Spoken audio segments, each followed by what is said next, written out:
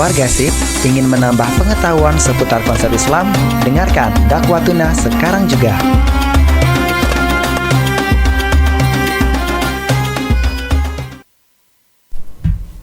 Bismillahirrahmanirrahim. Assalamualaikum warahmatullahi wabarakatuh. 105,8 Radio Sip FM, inspirasi keluarga Anda. Selamat malam keluarga Sip dimana saja berada. Mudah-mudahan selalu dalam lindungan Allah Subhanahu wa Ta'ala. Amin amin ya rabbal alamin. Dan kembali lagi nih kita bertemu dalam spesial program Dakwatuna yang setiap hari Rabunya kita selalu bersama Ustadz Nanda Nikayu VLC. Dan dalam pembahasan kajian kitab fikih menekan atau pernikahan. Nah, selain di frekuensi 105,8 FM, Anda juga dapat mendengarkan kita melalui live streaming di sipfm.com. Dan juga di malam hari ini ya, kita pembahasannya seperti biasa ya, kita fikih menekan dan dipandu oleh sahabat saya dan Afam Al-Fatih dari jam 20.30 hingga 21.30. Selain di frekuensi 105,8 tadi, kita juga update story di Instagram dan juga posting juga di Instagram, dan juga bisa di komen nantinya oleh keluarga Sip. Nah, keluarga Sip yang ingin bertanya, menanggapi dan ingin berbagi seputar topik kita di malam hari ini bisa atensi di 081264579612 dan juga di Instagram kita @sipfm1058. Dan kita sapa dulunya Ustadz ya. Assalamualaikum Ustadz. Waalaikumsalam warahmatullahi wabarakatuh. Gimana kabarnya malam hari ini Ustaz? Alhamdulillah sehat. Alhamdulillah. Nah Ustaz, kalau gitu Ustaz, ini keluarga Sip penasaran ini pembahasan kita di malam hari ini, dan kita persilakan kepada Ustaz untuk memberikan kajiannya di malam ini. Silakan Ustaz. Terima kasih sahabat Siarrahmi dan keluarga Sip dimanapun Anda berada. Mari kita mulai kajian kita dengan Bismillahirrahmanirrahim. Assalamualaikum warahmatullahi wabarakatuh. Alhamdulillah Rabbil Alamin, wassalatu wassalamu ala nabiyyina Muhammadin, thumma amma ba'du. Nashhadu an la ilaha illallah wahdahu la sharika lah, wa nashhadu anna Muhammadan abduhu wa rasuluhu la nabiyya wa la rasula ba'dah. Allahumma fasalli wa sallim wa barik ala nabiyyina al-karim wa ala alihi wa man tabi'ahu bi ihsanin ila yaumiddin, amma ba'd. Allahumma 'allimna ma yanfa'una wanfa'na bima 'allamtana warzuqna 'ilma. Allahumma amin ya rabbal alamin. Baiklah keluarga Sip yang dimuliakan Allah dimanapun Anda berada, insyaallah kajian kita pada malam hari ini menyambung tentang kajian pekan kemarin yang kita telah membahas tentang akad, dan insyaallah masih berkaitan juga tentang akad nikah ini, atau lebih tepatnya tema kita pada malam hari ini adalah syarat sah pernikahan atau syarat sah nikah. Perkawinan akan sah apabila memiliki beberapa atau memenuhi beberapa syarat. Syurutu sihhatiz zawaj hiya asy-syurut allati yatawaqqaf 'alayha sihhatuh bihaitsu idza wujidat ya'tabir 'aqdu az-zawaji mawjudan syar'an. Sebagaimana kita ketahui, kalau ada nanti lafaz syarat sah dalam apapun jenis ibadahnya, termasuk ibadah pernikahan. Jadi apa makna syarat sah? Syarat sah ini adalah syarat atau ketentuan yang menentukan hukum dari suatu ibadah. Kalau kita bawakan kepada syarat sah pernikahan, maka sah atau tidaknya pernikahan harus memenuhi syarat ini. Dalam artian, kalau syarat terpenuhi berarti pernikahan sah, dan kalau syarat tidak terpenuhi maka pernikahan secara syarak tidak dianggap sah. Wa tathbut lahu jami'ul ahkam wal huquq al mutarattibah alaih, wa hadhihi syurut ithnan. Dan dikatakan dalam pernikahan setidaknya ada dua syarat sah yang menentukan pernikahan yang diadakan sah atau tidak. Asyartul awwalu hillul mar'ati litazawwuj birrajul alladhi yuridu al-iqtiran biha. Yang pertama adalah wanita yang akan menikah dengan seorang laki-laki harus halal untuk dinikahi, atau bahasa lainnya dia bukan mahramnya, bukan mahram lelaki yang ingin meminang atau menikahi wanita tersebut. Nah, Bi'ayyi sabab min asbab at-tahrim. Ulama menjelaskan atau Syekh Sabit menegaskan ada beberapa sebab yang mengharamkan atau yang menjadikan wanita itu mahram kita. Dan di antara mahram itu ada yang namanya mahram al-muaqqat, ada mahram dengan rentang waktu, dan ada mahram al-muabbad, yaitu mahramnya yang berkesinambungan atau seterusnya. Dan ini dijelaskan oleh Syekh Sabit, wa sayati dzalika mufassalan fi bahthil muharramat minan nisa. Karena kalau kita membahas tentang siapa saja yang menjadi mahram kita, rasanya pembahasannya membutuhkan satu kajian khusus, maka kita pending dulu terkait penjelasan siapakah wanita-wanita yang termasuk mahram kita, dan apa penyebab menjadikan dia mahram kita, dan apakah dia kategorinya mu'abbad, yaitu mahram yang abadi atau yang tidak boleh dinikahi selamanya, atau mu'aqqad, jangka waktu ketika kita berada dalam satu kondisi, dan apabila kondisi ini telah hilang dia tidak mahram lagi. Ini insyaallah akan kita bahas dalam pertemuan-pertemuan selanjutnya insyaallah. Baik, selanjutnya kita masuk kepada asy-syartu tsani. Syarat kedua untuk menjadikan pernikahan itu sah adalah al-ishhad 'ala az-zawaj, adanya saksi atau adanya menghadirkan dua orang saksi dalam pernikahan. Karena itu kita akan membahas sekarang sebenarnya sih dari kalangan ulama apa hukum menghadirkan saksi dalam sebuah akad pernikahan.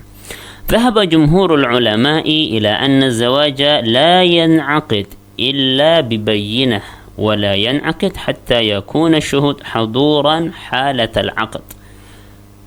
Dijelaskan bahwasanya jumhur ulama berpendapat bahwasanya pernikahan tidak sah atau dianggap tidak sah apabila tidak ada buktinya, dan tidak sah di antara buktinya adalah ada yang menyaksikannya atau ada saksi, yang mana syarat saksi yang utama, saksi tersebut bukan hanya di atas kertas atau dicatat saksinya si fulan dan saksi yang satu yang perempuan fulan, tetapi ternyata dia tidak hadir. Tidak, saksi harus hadir di tempat akad.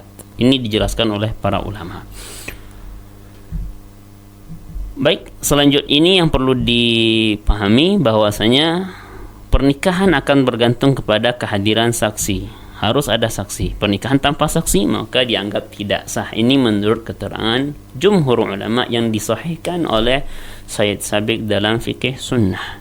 Sekarang kita bertanya-tanya, ma yushtaratu fi syuhud? Apa sih syarat bagi seorang yang layak untuk dipilih atau diminta menjadi saksi pernikahan kita atau pernikahan keluarga kita? Karena tentu Islam mengatur golongan atau orang-orang yang layak dibenarkan kesaksiannya.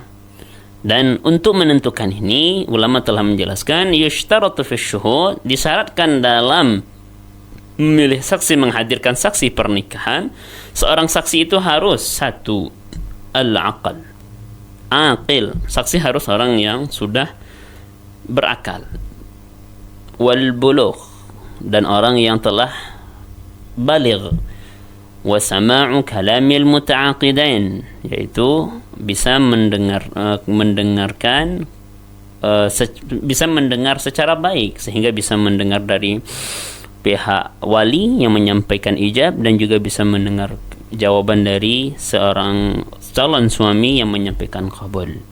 Ma'a fahmi anna al-maqsud bihi 'aqd az-zawaj, anna maqsud bihi aqd az-zawaj, dan disyaratkan selain dia juga bisa mendengar, juga harus faham perkataan yang diucapkan, apakah memang benar-benar ijab sebagaimana dijelaskan pada pertemuan sebelumnya, dan apakah qabulnya itu memenuhi syarat sebagaimana dijelaskan pada pertemuan sebelumnya. Maka ini yang harus dipenuhi. Yang pertama akal, orang yang berakal, maka lawan dari berakal adalah orang yang tidak berakal atau gila, atau orang yang memiliki masalah pada akal pikirannya atau sakit dan sebagainya. Maka saksi yang seperti itu tidak dianggap. Dan kedua bulugh atau orang yang baligh, maka lawannya adalah anak-anak atau yang belum baligh anak-anak tidak boleh menjadi saksi. Atau orang yang tidak bisa mendengar dengan baik atau tuli dan sebagainya, atau tidak cerdas memahami makna, dia sekedar bisa mendengar tapi tidak memahami perkataan yang dikatakan oleh lawan bicaranya atau yang dia dengarkan, maka hal ini juga tidak boleh ada pada saksi. Kenapa? Inna wujuda haula ka'adamihi, karena keberadaan orang gila dalam akad pernikahan, contohnya keberadaan anak-anak dalam akad pernikahan, atau keberadaan orang yang tidak bisa mendengarkan kesaksian, itu sebenarnya tidak menentukan atau tidak bisa menjadi kesaksian. Mereka tidak bisa memberikan kesaksian terhadap pernikahan secara benar. Maka hal ini harus dipenuhi dalam saksi. Apakah berhenti di sana syaratnya? Ternyata tidak. Nanti insya Allah akan kita kaji terhadap sesuatu yang mungkin menjadi perdebatan pada kalangan ulama, khususnya apa sih batasan-batasan pada syarat keempat, yaitu syarat pada adilnya seorang saksi. Dan insya Allah batasan keadilan saksi atau adilnya saksi insya Allah akan kita bahas pada segmen kedua. Untuk segmen pertama ini kita cukupkan sampai di sini. Kita serahkan kembali kepada sahabat Siar Fahmi. Masya Allah, ini luar biasa sekali pembahasannya ya. Ini detik-detik menegangan ya Ustaz ya, menuju proses penghalalan. Nah, Korea Sip kita akan lanjutkan kembali nanti di segmen kedua. Nanti sudah dikasih clue sama Ustadznya nih untuk pembahasan berikutnya. Dan kalau gitu kita break sejenak, kita ada yang mau lewat berikut ini. 105,8 Radio Sip FM, inspirasi keluarga Anda. Hadir penuh dengan cinta, bahagia bersama Radio Sip FM.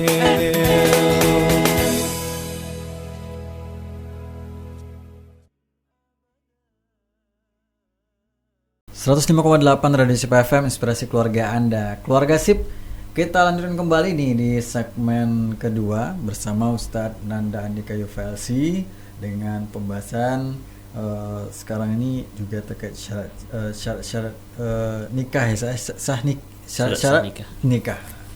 Ini detik-detik waktu proses penghalalan ini seperti yang Anda sampaikan tadi. Nah, silakan Ustadz untuk lanjutkan kembali pembahasan kita. Terima kasih sahabat Siar Fahmi dan juga keluarga Sip FM dimanapun Anda berada. Kita tadi sudah berada pada pembahasan tentang syarat yang harus ada pada diri seorang saksi yang akan kita minta dalam sebuah akad nikah atau dalam pernikahan. Kita sebutkan tadi ada 3. Yang pertama akil, orang yang berakal. Yang kedua sudah balik. Yang ketiga orang yang bisa mendengar dengan baik dan memahami perkataan orang sekitarnya. Nah, selanjutnya kita akan membahas tentang beberapa syarat lagi yang harus ada pada diri seorang saksi, yaitu ishtiratul adalah, yaitu disyaratkan seorang saksi ini adalah saksi yang adil. Dan mungkin ada sedikit perbedaan pendapat ulama. Wa amma ishtiratul adalah fi syuhud fa dhahab al-ahnaf.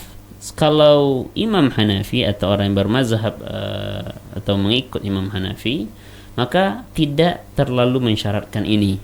Dalam artian boleh saksi itu bukan orang yang adil, atau lawan dari adil itu adalah orang yang fasik, yaitu mereka yang tahu tentang syariat agama teman lalai mengamalkannya. Tidak disyaratkan harus adil mutlak.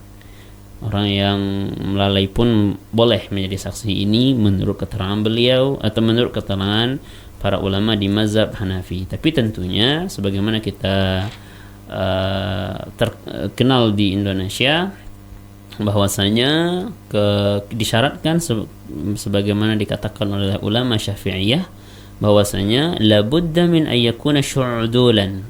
Bagi kita upayakan semaksimal mungkin bahwasanya seorang saksi harus orang yang adil atau orang yang baik agamanya, orang yang tahu tentang syariatnya dan melaksanakannya.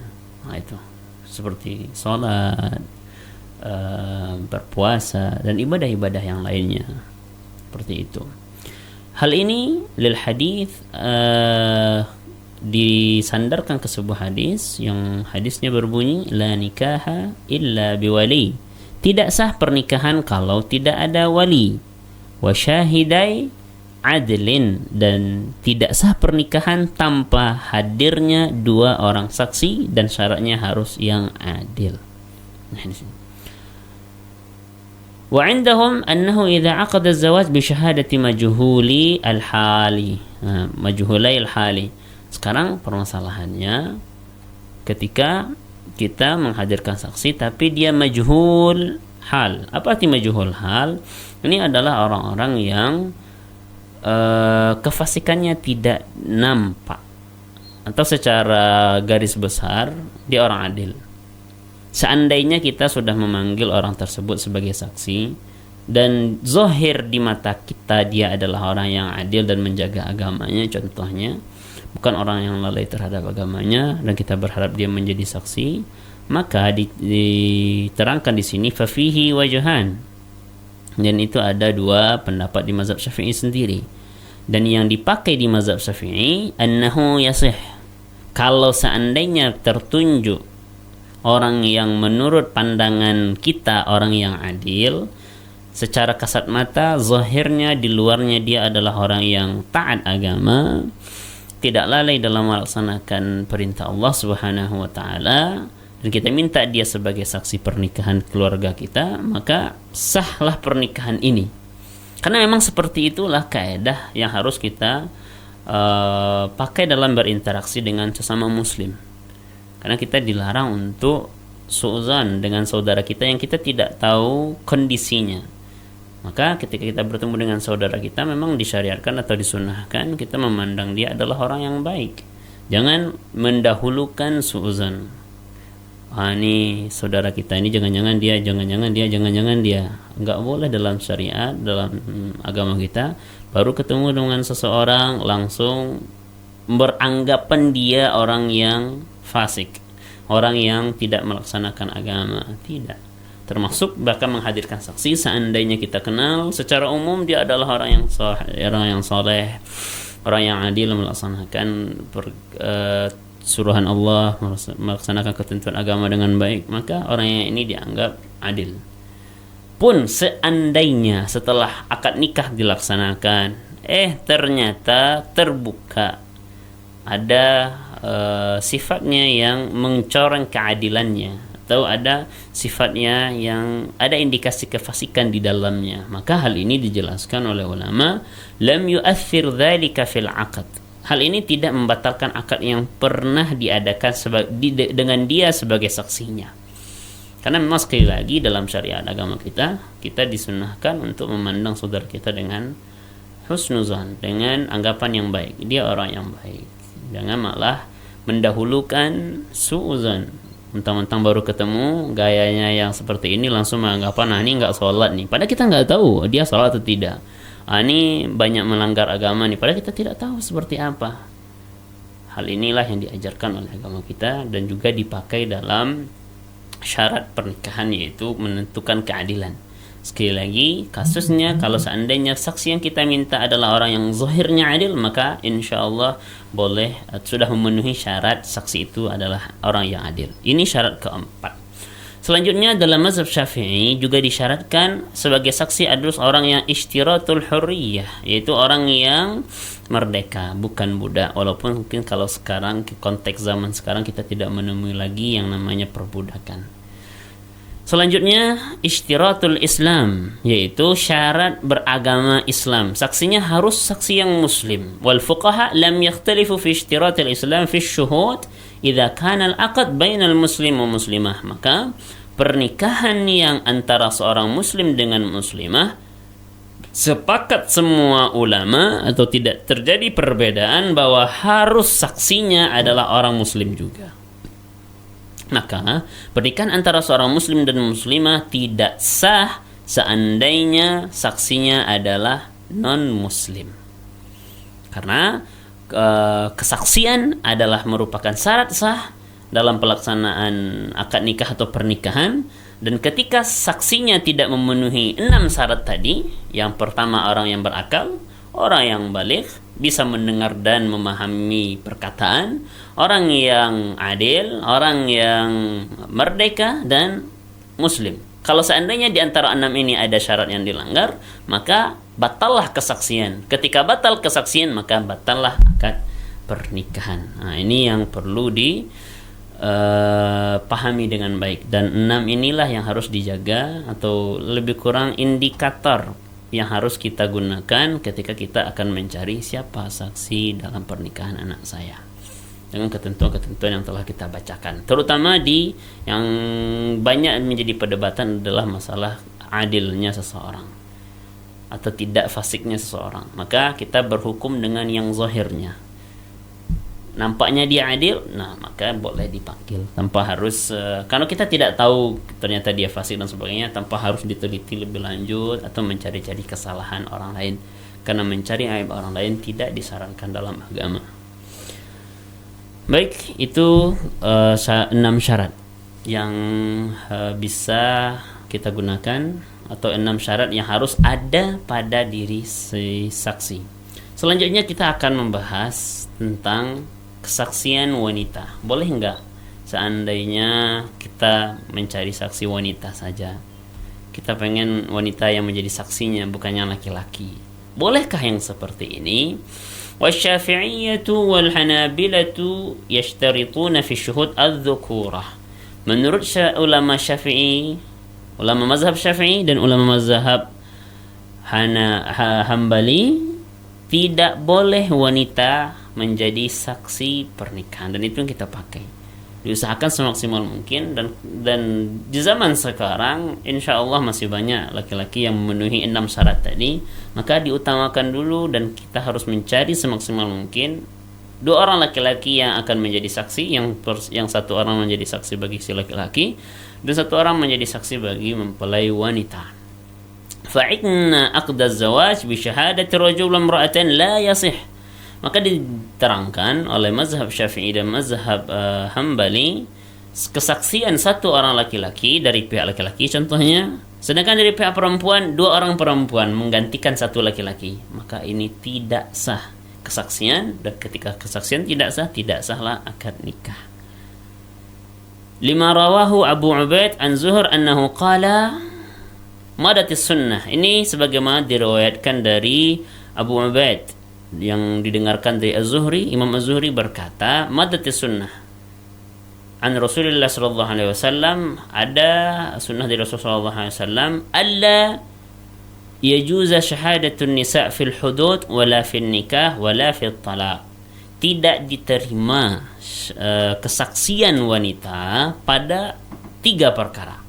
Jadi wanita sebenarnya kan boleh bersaksi loh, sebagaimana dalam Al-Quran, fa illam yakuna rajulaini fa rajulu wa imra'atani. Boleh kalau nggak ada 2 laki-laki, kata Al-Quran boleh 1 laki-laki tambah 2 perempuan, tapi konteksnya ini pada jual beli, akad jual beli. Sedangkan beberapa akad yang tidak boleh, atau beberapa ketentuan yang tidak boleh atau tidak sah kesaksian wanita menurut hadis ini adalah, yang pertama hudud, dalam menentukan had. Had ini adalah hukuman atas jinayah atau dosa atau maksiat tertentu, seperti potong tangan, kan ada di antara kesaksian, benarkah dia mencuri dan sebagainya. Maka hal ini tidak diterima kesaksian dari wanita menurut keterangan hadis ini. Wala fin nikah, dan juga tidak diterima kesaksian wanita dalam menentukan sahnya pernikahan. Kan saksi biasanya kan bagaimana saksi sah. Maka wanita tidak, 2 orang wanita tidak bisa menggantikan 1 orang laki-laki dalam menentukan sah atau tidaknya sebuah akad pernikahan. Begitu juga nanti di talak, juga tidak sah wanita untuk menentukan ini. Dan itulah pendapat yang lebih kuat yang disampaikan oleh Said Sabiq dalam fikih kitab beliau. Dan hal ini beliau kuatkan dengan alasan dan dengan analisis, wali anna aqdaz zawaj aqdun laysa bimal, karena akad pernikahan berbeda dengan akad jual beli yang melibatkan harta. Walal maqsud minhul mal, dan akad pernikahan maksud utamanya bukan harta. Sekali lagi, kita menikah bukan untuk harta, dan akad pernikahan bukan diadakan untuk saling berbagi harta. Nah, ini harus dijaga. Jangan sampai kita menikah karena harta, atau kita melaksanakan akad pernikahan karena dorongan ingin mendapatkan sebagian dari harta di dunia ini. Maka itu tidak boleh. Ini yang harus dijelaskan. Karena dia tidak melibatkan harta, maka ayat yang menjelaskan bahwa tentang bolehnya perempuan menggantikan kesaksian satu orang laki-laki, itu ayat bercerita tentang harta, yaitu tentang jual beli. Kalau tidak bisa dua orang saksi laki-laki utang piutang atau jual beli, itu kan berkaitan dengan harta, maka harus ada maka boleh satu orang laki-laki digantikan oleh dua orang perempuan, seperti itu. Itu khusus pada akad yang berkaitan dengan harta, utang piutang, jual beli, dan seterusnya. Baiklah, dengan ini telah selesailah kita membahas tentang dua syarat utama dalam yang menentukan sahnya pernikahan. Yang pertama adalah perempuan yang akan dinikah itu bukan mahram si laki-laki. Yang kedua, kehadiran seorang saksi dengan 6 syarat yang kita telah sebutkan tadi. Selanjutnya kita akan bahas sedikit lagi pada segmen ketiga, dan kita cukupkan dulu segmen kedua ini sampai di sini. Kita kembalikan lagi kepada sahabat Syiar Fahmi. Baik Ustaz. Dan seperti apa yang disampaikan Ustaz tadi, kita akan lanjutkan kembali di Keluarga Sip ya, di segmen ketiga, dan dengan pembahasan yang lebih mendalam lagi terkait yang kita bahas kali ini. Dan kita lihat sejenak karena ada yang lewat berikut ini. 105,8 Radio Sip FM, inspirasi keluarga Anda. Hadir penuh dengan cinta, bahagia bersama Radio Sip FM.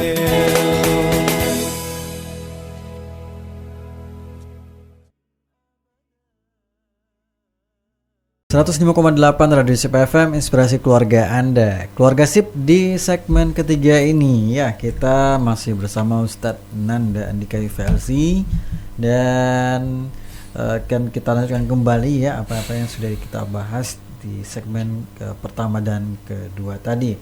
Nah, untuk Anda yang ingin bertanya bisa di WhatsApp kita di 081264579612, dan juga di Instagram kita di @sipfm. Ya, kita sudah update story dan juga di caption, di postingan, di feed kita juga sudah posting. Nah, bagi yang ingin bertanya silakan, atau mau konsultasi terkait seputar pernikahan namun tidak ada kita bahas di malam hari ini, silakan. Nah, kita langsung dijawab oleh ustadznya. Nah, Ustadz silakan dengarkan kembali untuk pembahasan kita. Terima kasih sahabat Syiar Fahmi dan Keluarga Sip dimanapun Anda berada. Kita lanjutkan pembahasan kita, masih berkaitan tentang syarat berlangsungnya atau dilaksanakannya akad yang telah disaksikan oleh saksi yang sah. Jadi akad itu bisa dilaksanakan kalau memenuhi dua syarat berikut. Maksudnya apabila akad sudah selesai dan syarat-syaratnya terpenuhi. Ada akad yang dia akadnya sudah sah, tetapi ternyata belum boleh dilaksanakan hasil dari akadnya. Baik itu mungkin menyentuh mempelai perempuan, kalau dua syarat ini belum terpenuhi. Jadi akadnya sah, tetapi belum bisa diakui kalau seandainya dua syarat ini belum terpenuhi. Yang pertama, wa yakuna kullan minal aqidaini alladaini tawaliya insya'al aqd tamal ahliyah. Yang pertama, kedua orang yang berakad, yang pertama wali, yang kedua adalah si mempelai laki-laki atau wakilnya, anggaplah mempelai laki-laki. Keduanya itu harus orang yang tamal ahliyah. Apa itu tamal ahliyah? Orang yang berhak untuk melaksanakan akad. Apa sifat orang yang berhak melaksanakan akad? Yang pertama, aqilan. Kedua-duanya harus berakal. Maksudnya tidak ada penyakit atau kelainan pada pikirannya. Kedua-duanya, baik si walinya maupun si mempelai perempuannya, mempelai laki-lakinya, mohon maaf. Yang kedua balighan, keduanya harus sama-sama baligh. Sebagaimana kita ketahui di Indonesia, kalau yang laki-laki itu disyaratkan telah baligh berdasarkan hukum perundang-undangan, dan itu juga sudah selaras dengan hukum fikih. Yang ketiga hurwan, kedua-duanya harus orang-orang yang merdeka, bukanlah budak. Nah, mari kita bahas satu. Seandainya nih, ternyata mempelai laki-lakinya itu ada kelainan di pikirannya, qadarullah itu dia tidak bisa bertindak sendiri, biasanya itu dia hidup atau memutuskan itu dengan ada walinya. Jadi ada si wali laki-laki. Maka dikala ini, ketika anggaplah dia Masya Allah bisa mengucapkan akad mengucapkan qabul setelah dilatih, bisa dia mengucapkan qabul dengan sempurna, maka hal ini qabulnya atau akadnya sah, karena qabulnya sudah diucapkan dengan baik dan seluruh syarat terpenuhi. Tetapi akadnya belum bisa dilaksanakan sampai kapan? Sampai wali dari si laki-laki ini contohnya sudah mengatakan ya sepakat. Jadi disyaratkan, ada syarat tambahan, seandainya salah satu di antara orang yang berakad, yaitu si wali dan si laki-laki, mempelai laki-laki, ada yang melanggar 3 hal. Pertama berakal, yang kedua baligh, yang ketiga merdeka. Contoh tidak merdeka, walaupun sekarang merdeka, insya Allah rata-rata semua sudah merdeka, karena penjajahan tidak diakui lagi di dunia secara umum. Seandainya salah satunya, anggaplah si walinya, ayah dari mempelai perempuan, ternyata bukan orang mereka atau termasuk budak. Nah, kalau seandainya si ayah ini yang mengakad, yang menyampaikan ijab, maka ijab ini dia dianggap sah, tetapi setelah kapan? Dan bisa berlangsung setelah kapan? Setelah diakui oleh majikan si ayah. Dia boleh bilang itu. Kenapa? Karena si budak atau yang non merdeka, maka mereka bertindak itu harus seizin dari majikannya. Ini contohnya. Ini syarat yang harus juga terpenuhi. Walaupun mungkin kasus seperti ini jarang kita temui, tapi kalau ada, harus ada kesaksian atau harus ada penegasan. Kalau orang dari yang tidak berakal atau kurang akalnya, kurang sempurna kecerdasannya atau pemikirannya, maka harus ada walinya yang biasa mengatur urusannya, menentukan keputusannya, maka harus ada izin darinya. Kalau yang non merdeka, belum merdeka, maka harus ada izin dari majikannya. Yang kedua, wa ayyakuna kullu min al-aqidaini dha sifatin taj'alu lahu al-haqq fi mubasyaratil 'aqd. Yang kedua, syaratnya adalah si wali ataupun orang yang berakad, si laki-laki, harus orang yang memiliki sifat atau kondisi boleh langsung untuk berakad. Maksud boleh langsung untuk berakad bagaimana? Seandainya dia wakil, contohnya dia bukan orang yang akan menikah, tetapi wakil dari yang akan wakil dari orang lain. Nah, ini ada syarat tambahan. Atau si wali ternyata dia bukan wali akrab, tapi wali ab'ad. Apa maksud wali akrab, wali ab'ad? Dalam agama kita dijelaskan bahwasanya wali itu memiliki urutan, dan semua urutan wali itu adalah laki-laki. Kita sebutkan kalau di mazhab Syafi'i, urutannya yang pertama wali akrab itu adalah seorang ayah. Setelah ayah baru kakek. Setelah kakek, kalau masih contoh nih, ayah tidak bisa, maka dilihat ada nggak kakeknya. Kakeknya masih hidup, maka kakeknya yang berhak untuk menikahkannya. Nah, kasus ini seperti ini. Ketika kita atau ada pernikahan, diminta kakek menjadi walinya, padahal kondisinya ayah masih ada. Nah, kondisi ini apa yang terjadi? Apabila terjadi akad nikah dari si wali oleh wali ab'ad, padahal masih ada wali yang akrab, dari wali yang jauh padahal masih ada wali yang terdekat, yaitu si ayah contohnya, tapi malah memilih mungkin dari saudaranya, padahal ayahnya masih ada nih dan berhak untuk menikahkan. Cuman karena 1 dan 2 hal dia lebih memilih ke saudara, maka pernikahan ini akadnya sah, cuman belum boleh berlangsung, boleh dilaksanakan sampai kapan? Sampai memiliki syarat sampai ada ketentuan. Apa ketentuannya? Ijazah sahibis sya'n, izin menyusul, izin susulan dari orang yang berhak. Contoh dari si kakek tadi yang menikahkan cucunya padahal ayah si anaknya masih ada, maka kapan akad ini bisa direalisasikan? Dan itu tidak harus diulang lagi setelah ada izin dari si ayah. Jadi ditanya, itu kakek sudah menyampaikan ijab tadi, bagaimana? Nggak masalah. Setelah ada izin maka baru boleh. Dan alangkah baiknya kalau izin ini diminta sebelum dilaksanakan. Sebelum dilaksanakan akad, pastikan kalau seandainya wali yang akan menyampaikan ijab itu adalah wali abad, wali yang jauh, sedangkan masih ada wali yang dekat, dan wali yang dekat ini bisa dihubungi atau bisa diakses, maka diminta dulu izinnya. Sekira dia mungkin ada halangan, contoh si ayah tidak bisa hadir dalam akad nikah karena ada agenda 1 dan 2 hal dan tidak bisa dibatalkan contohnya, maka harus menyampaikan mewakilkan ke orang lain, ke wali yang lain. Nah, wali yang abad ini harus atas si izin si ayah contohnya sebagai wali akrab. Jadi urutannya itu ayah, kakek, setelah kakek kalau masih ada buyut, kakek buyut ya, kakek buyut.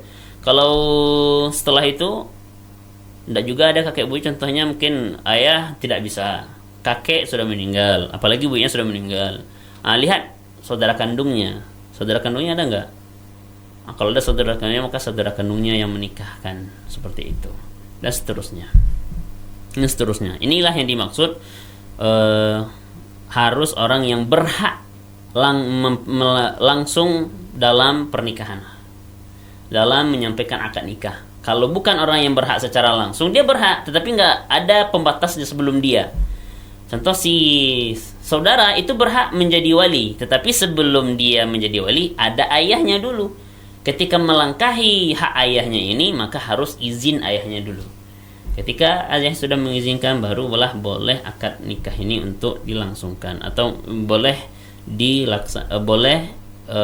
efeknya itu dilakukan seperti itu. Ini dia syarat bolehnya berlangsung akad.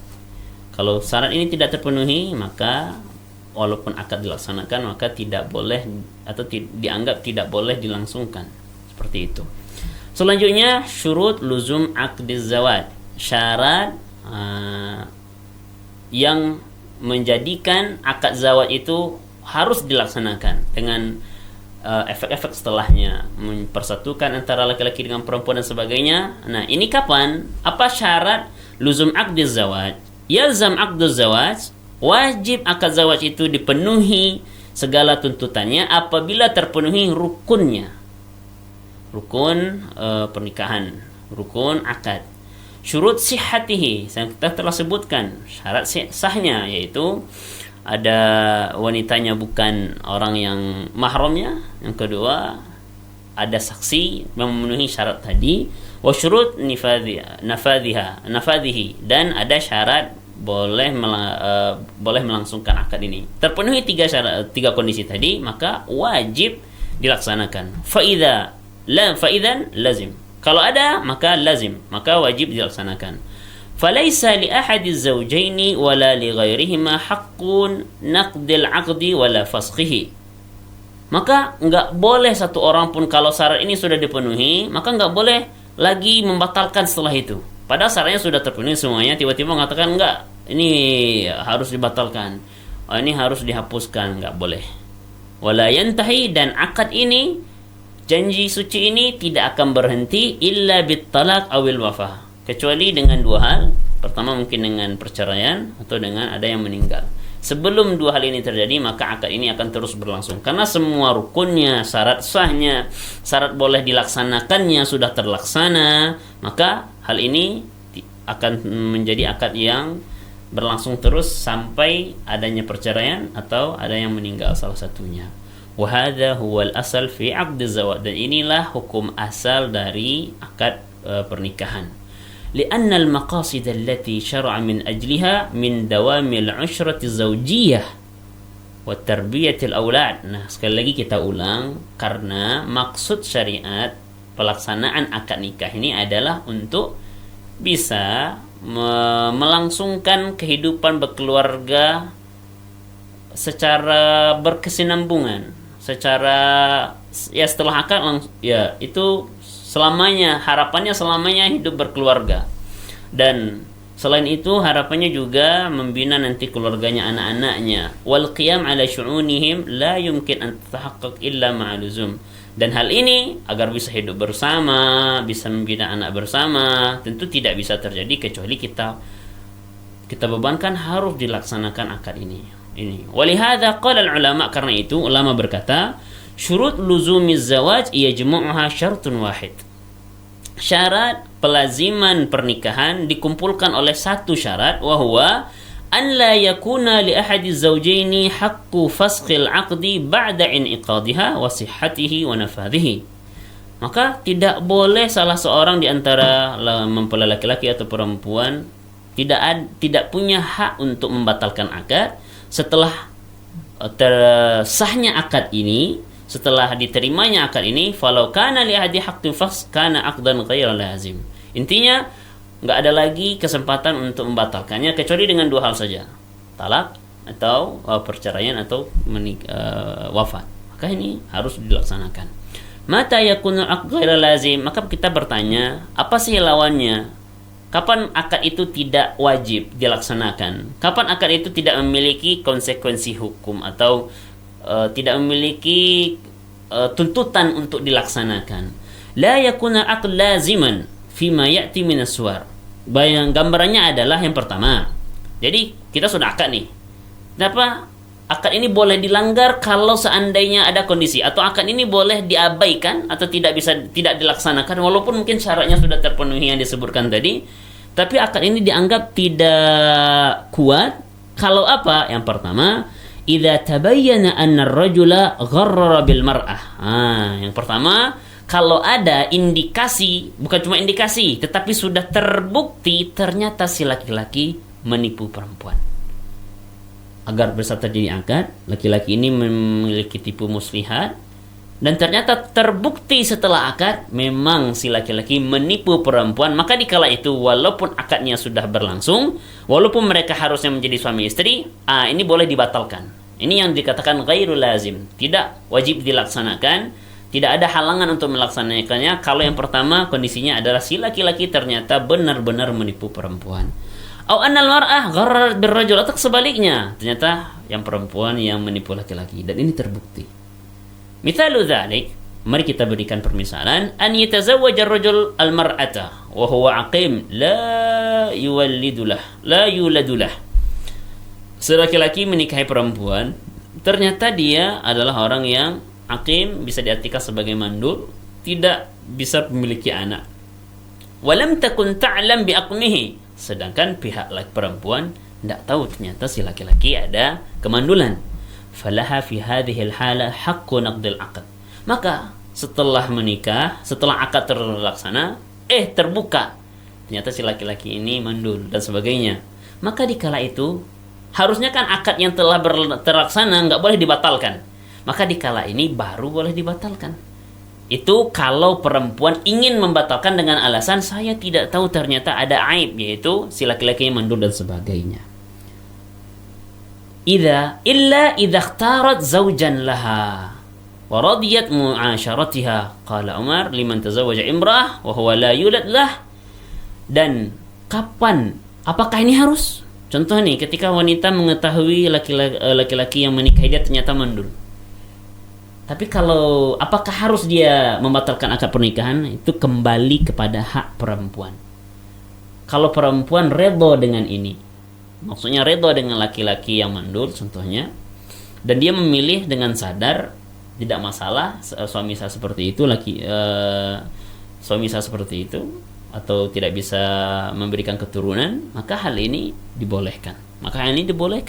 Jadi bukan harus dibatalkan, tidak. Ini boleh membatalkan dan boleh mempertahankan. Nah, kasusnya ketika wanita ini tahu si laki-lakinya atau suaminya ternyata mandul, dia diam. dalam artian dia redha.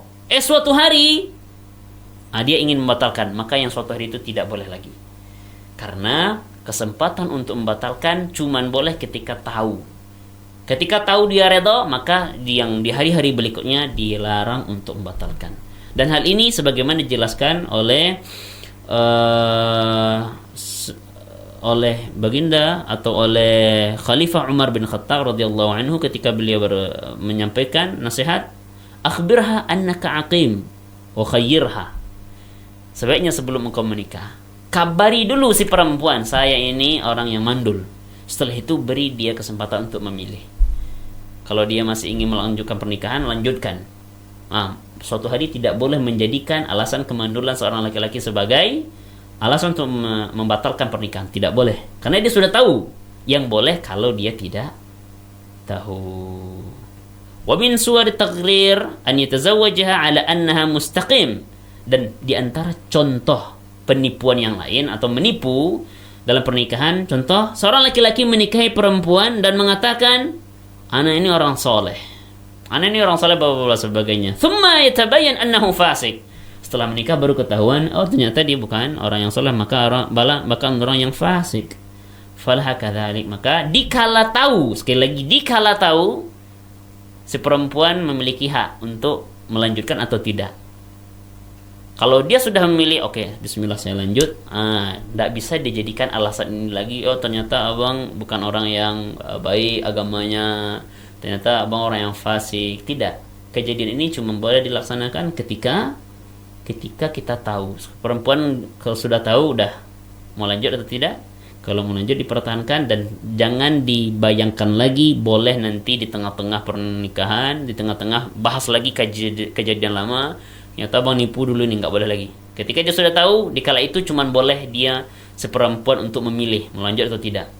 Ketika dia sudah memilih untuk lanjut dalam akad pernikahan, maka sudah terlepas lagi, tidak boleh lagi suatu hari karena permasalahan atau sebagainya membahas hal ini dengan alasan menipu dan sebagainya. Ini yang dijelaskan oleh keterangan ulama, khususnya oleh Syekh Sabit dalam Fiqh Sunnah. Dan dengan ini maka berakhir pula lah kajian tentang fikih pernikahan pada malam hari ini. Akhir kalam pada segmen ketiga ini kami menyampaikan bahwasanya akad pernikahan adalah akad yang suci. Maka ketika kita akan menikah, sebaiknya kita terus terang dengan kondisi kita. Jangan menyembunyikan sesuatu hal, karena membunyikan sesuatu hal bisa menjadi bumerang nantinya di masa depan pernikahan. Sampaikan saya seperti ini, kekurangan saya seperti ini, maka dikala itu pihak sebelah, baik dari pihak perempuan maupun pihak laki-laki, mereka bisa memikirkan ini mau terima atau tidak, mau lanjut atau tidak, tanpa kita menyembunyikan atau memanipulasi data, memperbarui data kita, memperbaik ternyata, karena dia setelah menikah akan terbuka semuanya, tidak akan bisa rasanya kita menyembunyikan sesuatu yang coba kita tipu di awal pernikahan, karena ini yang bakalan merusak pernikahan kita ke depannya. Maka bagi yang ingin menikah, pastikan kalau membuat biodata, buatlah dengan seril mungkin, sesuai dengan kondisi kita mungkin, dan itu yang disampaikan agar pihak perempuan ataupun pihak laki-laki ketika membaca data kita, mereka tahu seperti inilah orangnya. Aqulu qouli hadza astaghfirullah li wa lakum wa lisa'iril muslimin wal muslimat. Ini yang dapat kami sampaikan. Sekiranya ada yang salah dalam penyampaian kami, kami mohon sebesar-besarnya. Terima kasih kami ucapkan kepada keluarga SIP yang senantiasa menyimak kajian kami setiap hari Rabu malam ini. Semoga ada keberkahan yang kita dapatkan, terutama bagi kami yang menyampaikan. Kita kembalikan kepada sahabat siar Fahmi. Assalamualaikum warahmatullahi wabarakatuh. Waalaikumsalam warahmatullahi wabarakatuh. Masya Allah, ini luar biasa sekali pembahasan kita di malam hari ini keluarga SIP ya. Dan semoga apa yang sudah dibahas oleh Ustaz tadi dapat menambah keimanan kita kepada Allah, cinta kita kepada Islam, dan tentunya bermanfaat, serta kita ambil ibrahnya untuk diaplikasikan dalam kehidupan sehari-hari. Terima kasih banyak Ustadz kedatangannya dan ilmunya pada malam hari ini dengan berbagi kepada kita. Dan kalau gitu keluarga SIP ya, Ustadz Nanda Andika FLC dan juga sahabat siaran Fahmi Al-Fatih pamit dari spesial program Dakwatuna. Tapi jangan kemana-mana dulu nih, karena masih banyak program dan informasi menarik lainnya. Mohon maaf apabila ada salah kata. Subhanakallahumma wa bihamdika asyhadu an la ilaha illa anta astaghfiruka wa atubu ilaik. Wassalamualaikum warahmatullahi wabarakatuh. Assalamualaikum warahmatullahi wabarakatuh. Terima kasih Anda sudah mendengarkan spesial program Dakwatuna hari ini. Nantikan Dakwatuna besok di jam 20.30 malam hanya di Radio SIP FM.